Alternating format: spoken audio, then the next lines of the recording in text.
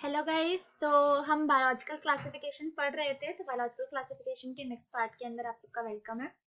हम I think biological classification के अंदर किंगडम प्रोटिस्टा खत्म कर चुके थे, मोनारा भी ऑलरेडी हमारा फिनिश हो चुका था। किंगडम फंजाई की हम स्टार्टिंग कर चुके थे और उसके अंदर हम disease cause by fungi and bacteria already पढ़ चुके थे। क्लियर। इसके अंदर मैंने डिजीज कॉजिंग वाले के अंदर दो आपको बताया था कि ये व्हाइट रस्ट और ब्राउन रस्ट के अंदर कंफ्यूजन होती है। तो ब्राउन व्हाइट रस्ट जो है उसको कौन कॉज करता है, एल्ब्यूगो कैंडिडा नाम की फंजाई कॉज करती है। एंड ब्राउन रस्ट जो है इसको पक्सीनिया कॉज करती है। क्लियर।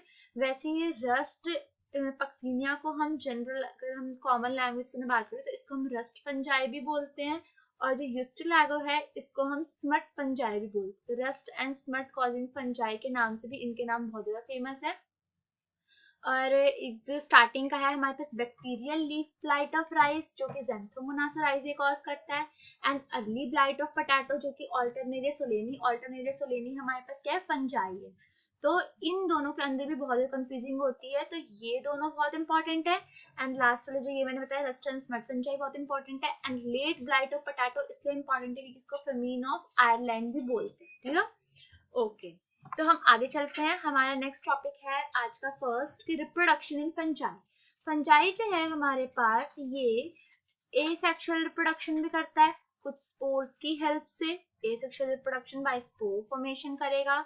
सेक्सुअल रिप्रोडक्शन भी करता है जो कि अभी हम फेसेस पढ़ने वाले हैं। एंड इसके अलावा वेजिटेटिव मोड ऑफ रिप्रोडक्शन भी करता है। बचपन में हम वेजिटेटिव मोड एंड एसेक्सुअल दोनों कॉमन एक ही बोल देते थे। यहाँ पर बस थोड़ा सा डिफरेंस क्या है कि एसेक्सुअल हम तब बात करते हैं जब हमारे पास स्पोर फॉर्मेशन के थ्रू रिप्रोडक्शन हो। एंड वेजिटेटिव मोड जैसे फ्रेगमेंटेशन हो गया या फिर क्या बोलते हैं उसको हम जनरली बडिंग हो गया, इन सब के लिए हम कौन सा वर्ड यूज करते हैं, vegetative mode of reproduction use करते हैं। क्लियर। ओके। तो रिप्रोडक्शन जो है हमारे पास सेक्सुअल मोड का, उसके अंदर ये 3 स्टेप्स के अंदर रिप्रोडक्शन कंप्लीट होते हैं फंजाई में। सबसे पहला है fusion of protoplasm between two motile and non motile gametes का प्लाज्मोगैमी। यानी अगर सपोज करो मेरे पास कोई फंजाई है, एक फंजाई हमारे पास जिसका एक गैमेटेंजिया, सपोज करो इसको मैंने बोला कि ये मेरे पास मेल गैमेटेंजिया है, और दूसरा फंजाई जो है ये सपोज करो मैंने बोला कि ये मेरे पास फीमेल गैमेटेंजिया की तरह एक्ट कर रहा है। गैमेटेंजिया का मतलब क्या होता है, गैमेटेंजिया का मतलब होता है वो पर्टिकुलर सेल या फिर ऑर्गन जो कि गैमेट की तरह बिहेव करता है ड्यूरिंग सेक्सुअल रिप्रोडक्शन, उसको हम गैमेटेंजिया बोलते हैं। तो हमारे पास यहाँ पर मैंने बोला कि ये जो फंजाई का हाइफा है हमारे पास, ये दोनों हमारे पास क्या है, बेसिकली हाइफे। हमने उस दिन बात की थी कि फंजाई की जो बॉडी स्ट्रक्चर होता है वो एक थ्रेड लाइक स्ट्रक्चर होता है। इस थ्रेड लाइक स्ट्रक्चर को हम क्या बोलते हैं, इस थ्रेड लाइक स्ट्रक्चर को हम बोलते हैं हाइफे। एंड जनरली जितने भी फंजाई होते हैं इनके अंदर ये जो हाइफे होते हैं वो हमारे पास कैसे होते हैं, ब्रांच्ड होते हैं।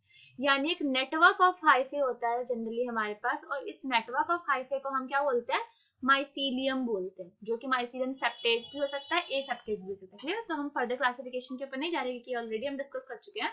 तो यहाँ पर हम रिप्रोडक्शन के अंदर बात कर रहे हैं कि ये मेल गैमेटेंजिया है, फीमेल गैमेटेंजिया है। दोनों जब पहले पास आते हैं हमारे पास तो उसके बाद क्या होगा, सबसे पहले फ्यूजन ऑफ प्रोटोप्लाज्म होगा दोनों ही फंजाई के अंदर। यानी दोनों ही जो हाइफे हमारे पास, और ये दोनों ही हाइफे फंजाई के अंदर कैसे होते हैं, हैप्लॉइड हाइफे होते हैं। क्लियर।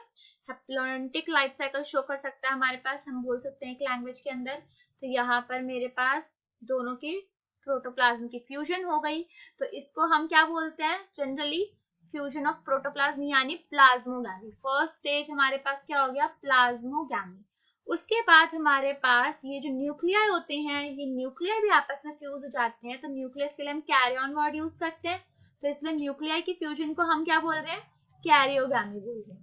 एंड उस कैरियोगैमी के बाद हमारे पास जब फ्यूजन हो चुका मेल और फीमेल गैमेट का, तो गैमेट की फ्यूजन के बाद क्या बनता है, जाइगोट बनता है हमारे पास।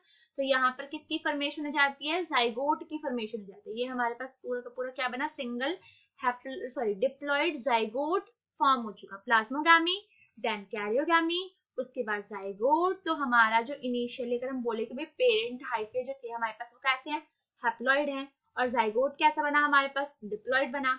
तो यानी इस डिप्लॉइड जाइगोट को हैप्लॉइड स्पोर्स बनाने के लिए क्या करनी पड़ेगी, हमारे पास दो टाइप की डिवीजन होती है। तो ये रिडक्शनल डिवीजन करेगा यानी मेयोसिस परफॉर्म करेगा। मेयोसिस परफॉर्म करने के बाद अब ये फॉर्म क्या हुआ था हमारा, जनरली जाइगोट फॉर्म हुआ था। तो इस जाइगोट के अंदर जब मेयोसिस होती है तो यहाँ पर जो स्पोर्स बनेंगे, ये मेयोसिस करने के बाद यहाँ पर हमारे पास बहुत सारे मल्टीपल स्पोर्स बनेंगे। इन स्पोर्स को हम क्या बोलते हैं, जाइगोस्पोर्स बोलते हैं, कि ये जाइगोट से फॉर्म हुए हमारे पास। क्लियर, ये जाइगोस्पोर्स है। और कैसे जाइगोस्पोर्स है हमारे पास, ये हैप्लॉइड जाइगोस्पोर्स है। एंड देन फिर ये हैप्लॉइड जाइगोस्पोर्स तो जहां पर जर्मिनेट होंगे वहां से हमारे पास एक न्यू हाइफे ओरिजिनेट होगा। क्लियर इतनी चीज। तो ये हमारे पास 3 स्टेजेस सेक्सुअल रिप्रोडक्शन की, सबसे पहली प्लाज्मोगैमी, दूसरी कैरियोगैमी एंड तीसरी meiosis to produce haploid spores. ऐसे स्पोर्स जाइगोट के अंदर स्पोरिंग हो रही है, इसीलिए जाइगोस्पोर्स बोल रहे हैं। कभी कभी क्या होता है कि जैसे हमारे पास यहाँ पर प्लाज्मोगैमी हुई और प्लाज्मोगैमी के बाद तुरंत हमारे पास क्या हो गया, कैरियोगैमी हो चुकी है। लेकिन जैसे हमारे पास जब हम फंजाई क्लासिफिकेशन करेंगे तो उसके अंदर हमारे पास 2 क्लासेस आती हैं जिनको हम बोलते हैं एस्कोमाइसिट्स एंड एक क्लास हमारे पास है बेसिडियोमाइसिट्स। 4 क्लासेस यहाँ पर हम पढ़ने जा रहे हैं, लेकिन जनरली अभी हमें यही 2 पढ़ने हैं। तो बेसिडियोमाइसिट्स और एस्कोमाइसिट्स जो हमने डिवीजन कर रखा है किंगडम फंजाई का फर्दर, इन दोनों के अंदर एक स्टेज आती है जिसको हम बोलते हैं डाइकैरियन स्टेज। क्लियर, अगर हम नाम को थोड़ा सा तोड़ें, ब्रेक करें तो हमें समझ में आएगा। डाई मतलब 2 एंड कैरियन मींस न्यूक्लियाई, तो यानी वो स्टेज जिसके अंदर 2 न्यूक्लियाई प्रेजेंट होते हैं। तो हमारे पास क्या होता है कभी कभी कि जैसे ही प्लाज्मोगैमी हुई, प्लाज्मोगैमी के तुरंत बाद हमारे पास कैरियोगैमी नहीं होती, यानी हमारा प्रोटोप्लाज्म तो फ्यूज हो चुका है एंड उस प्रोटोप्लाज्म के फ्यूजन के बाद इस पर्टिकुलर सेल के अंदर 2 न्यूक्लियस प्रेजेंट होते हैं। इनिशियली दोनों ही न्यूक्लियस कंबाइन नहीं हुए, फ्यूज नहीं हुए, इसीलिए इस स्टेज को हम क्या बोलेंगे, डाइकैरियन स्टेज, या फिर स्पेस को हम क्या बोलते हैं, डाइकैरियोफेज। क्लियर इतनी चीज। तो ये किसके अंदर फॉर्म होते हैं, एस्कोमाइसिट्स एंड बेसिडियोमाइसिट्स के अंदर फॉर्म होते हैं। अब देखने वाली बात यहाँ पर ये है कि ये जो हमारे पास न्यूक्लियस है ये किससे आया, हैप्लॉइड सेल से आया। ये वाला न्यूक्लियस भी किससे आया, हैप्लॉइड सेल से आया। तो इसके अंदर 2 हैप्लॉइड न्यूक्लियस ही प्रेजेंट है, डिप्लॉइड नहीं हुए अभी। तो इसीलिए सबसे इंपॉर्टेंट क्वेश्चन जो हमारे पास यहाँ से पूछा जा सकता है कि डाइकैरियन फेज जो है इसका प्लॉइडी लेवल क्या होता है। तो डाइकैरियन फेज जो है इसका प्लॉइडी लेवल भी हैप्लॉइड ही होता है, क्योंकि ये दोनों ही न्यूक्लियाई अभी फ्यूज नहीं हुए हैं। तो 2 न्यूक्लियाई हैं, तो इसीलिए इसको हमारे पास n+n स्टेज से भी रिप्रेजेंट करते हैं। मैथ्स वाला सम यहाँ पर मत लगाना कि 2 + 2 = 4, तो 4 एक ही चीज है हमारे पास, ऐसा बिल्कुल भी नहीं है। 2n अलग है, n+n अलग है। 2n क्यों बोल रही कि यहाँ पर दोनों ही न्यूक्लियर फ्यूज हो चुके हैं। यहाँ पर n+n क्यों बोल रही कि यहाँ पर 2 डिफरेंट हैप्लॉइड न्यूक्लियर प्रेजेंट है लेकिन फ्यूज नहीं हुए। ये डाइकैरियोफेज जो है इसके बाद जब फ्यूजन हो जाएगी उसके बाद हमारे पास डिप्लॉइड फेज यानी कैरियोगैमी आएगी, देन हमारे पास डिप्लॉइड जाइगोट फॉर्म हो जाता है। क्लियर। तो ये बहुत इंपॉर्टेंट क्वेश्चन है, हमसे जनरली पूछा जाता है, नीट के अंदर पूछा भी गया है कि डाइकैरियन फेज जो है इसका प्लॉइडी लेवल क्या होता है, इसका प्लॉइडी लेवल हैप्लॉइड होता है। क्लियर। ओके, तो हमारे पास यहाँ पर हमने ऑलरेडी चीजें डिस्कस कर ली। सबसे पहले क्या हो रहा है, प्लाज्मोगैमी, देन 2 न्यूक्लियर फ्यूज हो रहे हैं यानी कैरियोगैमी हो रही है। उसके बाद जाइगोट के अंदर मेयोसिस, ताकि हैप्लॉइड स्पोर्स जो है उनकी फॉर्मेशन हो सके। क्लियर। हाँ जी, ये मैंने अभी बताया डाइकैरियन फेज वाला कि डाइकैरियन स्टेज क्या होती है, डाइकैरियन फेज क्या होता है, किसके अंदर होता है, हमारे पास एस्कोमाइसिट्स एंड बेसिडियोमाइसिट्स के अंदर होता है। बट इनका प्लॉइडी लेवल क्या होता है, इनका प्लॉइडी लेवल भी हैप्लॉइड ही होता है। जब ये फ्यूज हो जाएंगे उसके बाद हमारे पास डिप्लॉइड स्टेज आएगी जिसके अंदर हम 2n बोलते हैं। अब है क्या हमारे पास जनरली कि हमने फंजाई को जो डिवीजन कर रखा है फर्दर, उसके भी कुछ बेसिस है। हमारे पास किंगडम किस पार्ट पर हमने किस बेसिस पर डिवाइड किए, उनके हमने RH के सिस्टम के अंदर हमने पढ़ लिया था बेसिस। अब फंजाई को हम किस बेसिस पर डिवाइड करें, तो सबसे पहला है मॉर्फोलॉजी ऑफ माइसीलियम की माइसीलियम जो है हमारे पास, मैंने पीछे भी बताया कि माइसीलियम या तो हमारे पास सेप्टेट हो सकता है या फिर हमारे पास एसेप्टेट हो सकता है। तो यानी मॉर्फोलॉजी माइसीलियम कैसा है उसके बेसिस पर फर्स्ट। सेकंड क्या है, मोड ऑफ स्पोर फॉर्मेशन, यानी स्पोर फॉर्मेशन किस तरह से हो रही है, एंड फ्रूटिंग बॉडीज किस तरह से फॉर्म हो रहे हैं हमारे पास, यानी अभी SC बेसिडियम ये भी हम पढ़ेंगे टाइप, तो हमें क्लियर हो जाएगा ये इसका क्या मतलब है। तो इन सब बेसिस के ऊपर हमने किंगडम फंजाई को फर्दर कुछ क्लासेस के अंदर डिवाइड किया हुआ है। एक चीज और, हमारी एनसीईआरटी के अंदर जितने भी फिगर्स हैं वो बहुत इंपॉर्टेंट है। कभी कभी डायरेक्ट फिगर दे दी जाती है और हमसे पूछा जाता है बेसिकली कि भाई ये कौन सा ऑर्गेनिज्म है या फिर ये फिगर क्या रिप्रेजेंट कर रहा है, कुछ भी। तो जितने भी फिगर है उनको अच्छे से देख लो, अच्छे से चार्ट जो है मैं कह सकती हूँ, क्योंकि फिगर्स बहुत इंपॉर्टेंट होता है। फिगर हमें जनरली ज्यादा याद भी रहती है ना, अगर हमें कोई पैराग्राफ बोला जाए तो पैराग्राफ के मुकाबले फिगर हमें ज्यादा याद रहती है और हमारे माइंड के अंदर वो एकदम छप सी जाती है दिमाग, हमें फिगर एकदम देखते ही अचानक से याद आती है कि अच्छा हाँ ये वाली चीज होगी। तो हमारे पास जैसे ये वाला जो है हमारे पास फंजाई किसको रिप्रेजेंट कर रहा है, म्यूकर को रिप्रेजेंट कर रहा है, ये हमारे पास फाइकोमाइसिटस का मेंबर है। एंड नीचे एस्परगिलस है, एस्परगिलस हमारे पास एस्कोमाइसिटस का मेंबर है। क्लियर? ओके, नेक्स्ट चलते हैं हम आगे थोड़ा सा। तो सबसे पहली क्लास है हमारे पास फाइकोमाइसिटस की। फाइकोमाइसिटस से पहले ना हम एक चीज पढ़ते हैं, हमारे पास बडिंग के ऊपर पहले आते हैं कि बडिंग क्या होती है। बडिंग के बजाय मैं यहाँ पर ये बोल दूं कि हमारे पास स्पोर फॉर्मेशन आएगा, तो हम स्पोर फॉर्मेशन के बारे में बात करते हैं। वैसे स्पोर फॉर्मेशन अगर हमें समझ में आ गया तो बडिंग भी जो दो टाइप की होती है वो भी हमें क्लियर समझ में आ जाएगा, लेकिन बडिंग आ गया है तो हम आगे समझेंगे। स्पोर फॉर्मेशन जो है ये दो टाइप से हो सकता है हमारे पास, एक होता है एक्सोजीनस और एक होते हैं एंडोजीनस। क्लियर? एक्सोजीनस और एंडोजीनस से साफ समझ में आ रहा होगा। एक्सो मतलब क्या है, outside sporangium, outside sporangium.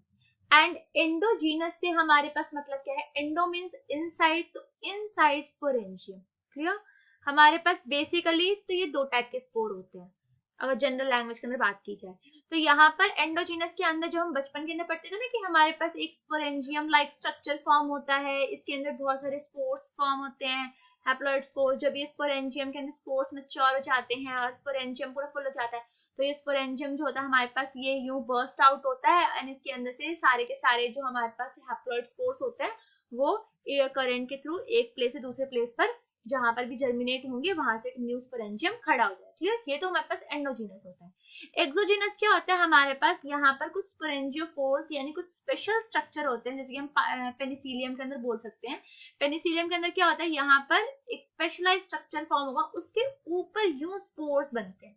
Clear? तो इस टाइप के स्पोर्स को हम क्या बोलते हैं, एक्सोजीनस स्पोरिंग बोलते हैं, यानी इनके अंदर कोई स्पोरेंजियम यानी बैग लाइक स्ट्रक्चर नहीं होता जिसके अंदर स्पोर्स फॉर्म हो चुके हैं। तो इस टाइप की स्पोरिंग को हम क्या बोलते हैं, एक्सोजीनस स्पोर फॉर्मेशन, और इस टाइप के स्पोर फॉर्मेशन को हम क्या बोलते हैं, एंडोजीनस स्पोर फॉर्मेशन। ओके, अब हम चलते हैं आगे फाइकोमाइसिटस के ऊपर।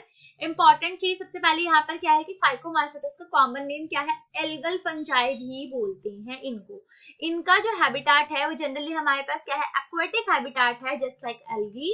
एंड ये decaying would and moist damp places पर भी ग्रो करते हैं, जैसे कि हमने पीछे पढ़ा हुआ बेसिकली कि भाई जो फंजाई होते हैं इनका मोड ऑफ जो न्यूट्रिशन होता है वो स्पोरोफिटिक मोड ऑफ न्यूट्रिशन है, sorry saprophytic mode of nutrition है हमारे पास। तो इस सैप्रोफिटिक मोड ऑफ न्यूट्रिशन के कारण ये डिकेइंग मैटर जो होते हैं उनके अलोंग भी ग्रो करते हैं।